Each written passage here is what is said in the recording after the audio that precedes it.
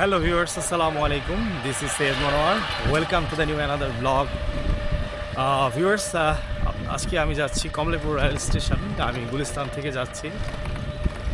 আর Kamalapur rail station থেকে আজকে আমার গন্তব্য হচ্ছে গাজীপুরের জয়দেবপুর রেল স্টেশনে। সো এই যাত্রায় আপনারা আমার সাথে থাকেন। আর 7:30-এ আমার ট্রেনটি ছেড়ে যাবে কমলাপুর রেল স্টেশন থেকে। তো সাথে থাকুন। অ্যান্ড আজকে আমি একটা খুব ইম্পর্ট্যান্ট একটা কাজে যাচ্ছি গাজীপুর জয়দেবপুরে।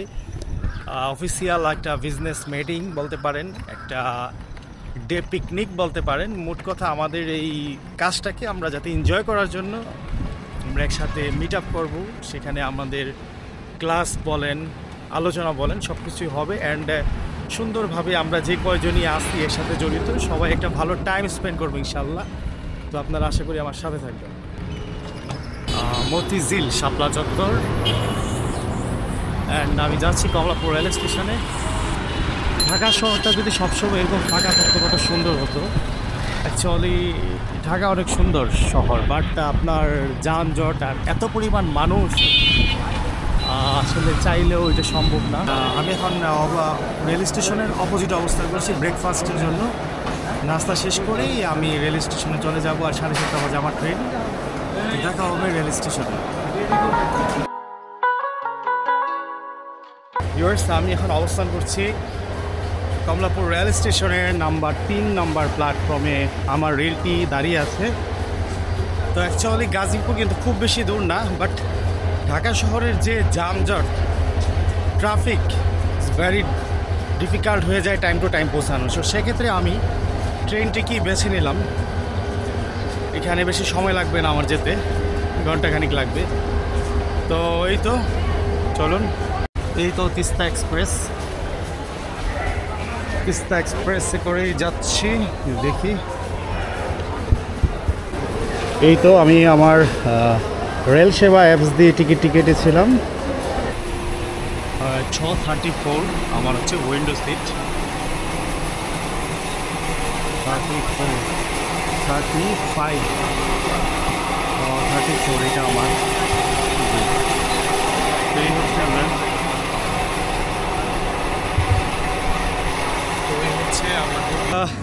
7:50-এর দিকে আমাদের এই তিস্তা এক্সপ্রেস যে ট্রেনটি ছেড়েছিল হচ্ছে কমলাপুর রেল স্টেশন থেকে। আর এখন হচ্ছে 8:50। গাইজ, আমি জয়দেবপুর রেল স্টেশন থেকে মাত্র 20 টাকা রিক্সা ভাড়া দিয়ে চলে এসেছি ভাওয়াল রাজবাড়িতে। গাজীপুর জেলার জয়দেবপুরে প্রায় 5 একর জায়গার উপর কালের সাক্ষী হয়ে দাঁড়িয়ে আছে ঐতিহাসিক ভাওয়াল রাজবাড়িটি। ভাওয়াল রাজবাড়ি প্রত্নতাত্ত্বিক অধিদপ্তর সংস্কৃতি বিষয়ক মন্ত্রণালয়ের আন্ডারে। 1978 সালে এই রাজবাড়িটিকে জেলা পরিষদ ভবন হিসেবে ঘোষণা দেওয়া হলেও বর্তমানে ভাওয়াল রাজবাড়ি জেলা প্রশাসকের কার্যালয় হিসেবে ব্যবহৃত হচ্ছে। ঐতিহ্যবাহী ভাওয়াল রাজবাড়ির সঙ্গে জড়িয়ে আছে ভাওয়াল রাজা সন্ন্যাসী মেজকুমার রামেন্দ্র নারায়ণ রায় চৌধুরীর মৃত্যুর 12 বছর পর পূর্ণ আবির্ভাবের শ্বাসরুদ্ধকর ইতিহাস। প্রবেশদ্বার পেরিয়ে সামনে এগুলে দেখা যাবে প্রশস্ত বারান্দা ও হলঘর। বিশাল ভাওয়াল রাজবাড়ির বিভিন্ন অংশে রয়েছে বড় দালান, রাজবিলাস, পুরাণ বাড়ি, নাট মন্দির, হাওয়া মহল, পদ্মনাভের মতো বিভিন্ন নামের ভবন, যেগুলো এখন প্রশাসনিক ভবন বা কার্যালয় হিসাবে ভিতরে ব্যবহৃত হচ্ছে।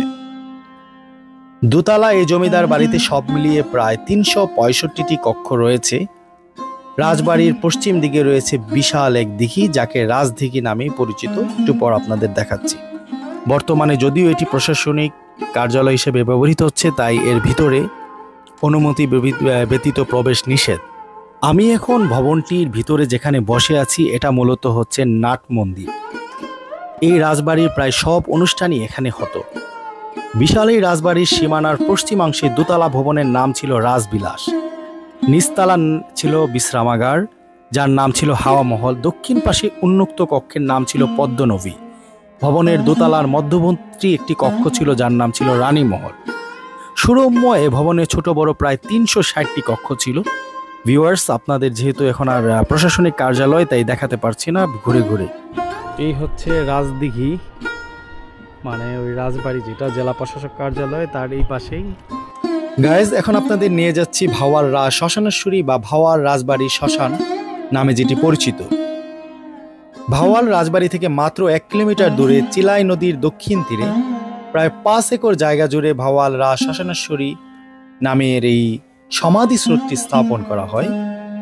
কথিত রাজবাড়ির পরিবারের মৃত সদস্যদের নামে নামফলক ও সৌধ ছাড়াও শ্মশান চত্বরে মুঘল স্থাপত্যের নির্মিত 6 স্তম্ভ বিশিষ্ট বিশাল একটি শিব মন্দির রয়েছে, যেটি দেখাতে আপনাদের আমি নিয়ে এসেছি। গাজীপুর জেলার জয়দেবপুরে অবস্থিত ভাওয়াল রাজ শাসনেশ্বরী বাংলাদেশের একটি উল্লেখযোগ্য প্রত্নতাত্ত্বিক স্থাপনা। তো গাইজ, দেখতেই পাচ্ছেন 6 স্তম্ভ বিশিষ্ট বিশাল এই মুঘল স্থাপত্য শৈলীর নির্মিত সুন্দর এই শিব মন্দিরটি তৎকালীন সময়ে ভাওয়াল রাজ পরিবারের সদস্যের ধারায় নির্মিত।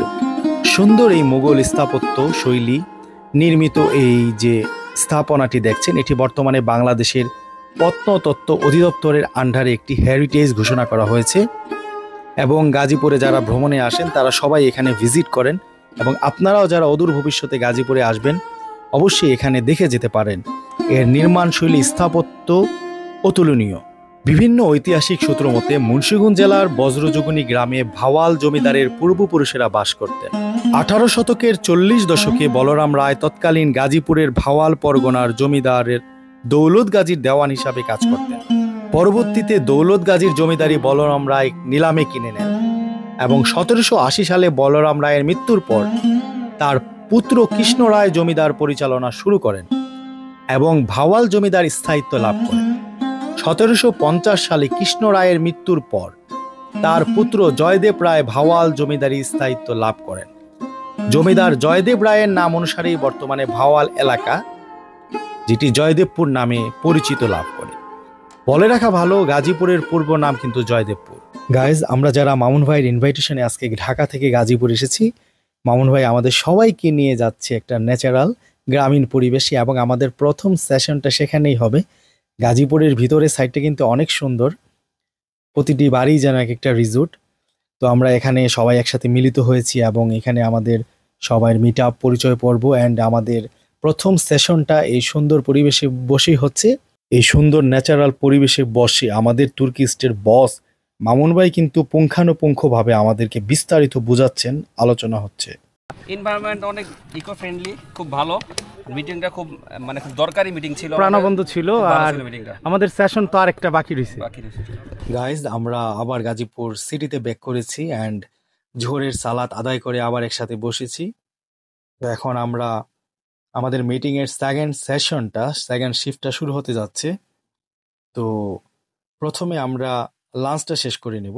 তো এর মধ্যে কিন্তু আমাদের আলোচনা চলমান, আমাদের যে গুরুত্বপূর্ণ বিষয়গুলো মামুন ভাই কিন্তু সবাইকে খুব সুন্দরভাবে বুঝিয়ে দিচ্ছেন অ্যান্ড যার যে প্রশ্নগুলো ছিল আমরা মামুন ভাই কি করতেছি, একদিকে খাওয়া দাওয়া চলতেছে, একদিকে মিটিং চলছে অ্যান্ড লাঞ্চের পরে কিন্তু আমরা আমাদের যে মূল সেশন, যেটা একেবারে আমাদের হাতে কলমে যে বিষয়গুলো জানা প্রয়োজন, সেটা শুরু হবে। গাইস, খাওয়া দাওয়ার পাশাপাশি আমাদের আলোচনা মিটিং কিন্তু চলমান। মামুন ভাই আলাদা আলাদা সবার প্রশ্নের উত্তর দিচ্ছেন এবং যে বিষয়গুলো আমাদের জানা প্রয়োজন, কজ আমরা দীর্ঘদিন অনলাইনে সেমিনার করেছি, মিটিং অ্যান্ড ক্লাস হয়েছে অ্যান্ড আজকে আমরা সবাই ফিজিক্যালি একসাথে হয়েছি অ্যান্ড আজকের এই মিটিংটা আমাদের প্রত্যেকের জন্য দরকারি। আর এই মিটিংটাকে আরো প্রাণবন্ধভাবে রূপ দিয়েছেন, ধন্যবাদ জানাই আবারও মামুন ভাইকে।